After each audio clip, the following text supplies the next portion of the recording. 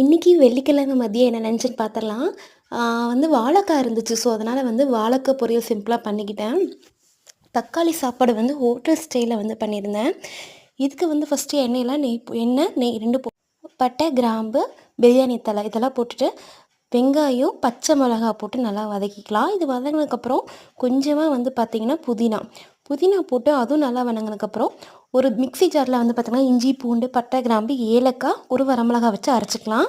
இந்த பேஸ்ட்டு போட்டு கலந்தப்புறம் 1 டம்ளர் அரிசிக்கு 4 டம்ளர் தக்காளி எடுத்துக்கோங்க. இதில் 2 வந்து பார்த்திங்கன்னா ஆப்பிள் தக்காளி எடுத்துக்கங்க. 2 வந்து நாட்டு தக்காளி எடுத்துக்கங்க. இது வந்து நல்லா கலர் கொடுக்கும். தக்காளி நல்லா மசிய வதங்கணும். அப்போ தான் வந்து அது நல்லா கலர் கொடுக்கும். அது மட்டும் இல்லாமல் அந்த நல்லா மசிய வதங்குறதுனால நம்ம எந்த கலர் பொடியும் ஆட் பண்ண தேவையில்லை. இப்போ அரிசி ஆட் பண்ணிவிட்டு நம்ம எப்போ வைக்கிறத விட கொஞ்சம் தண்ணி கம்மியாக வச்சுக்கலாம். லாஸ்ட்டாக நெய் போட்டு நல்லா கிளறி விட்டு எடுத்திங்கன்னா நல்லா உதிரியாக தக்காளி சாப்பாடு ரெடி. இது தனியாக ஒரு ஷார்ட்ஸ் ஷேர் பண்ணியிருக்கேன். கண்டிப்பாக பாருங்கள்.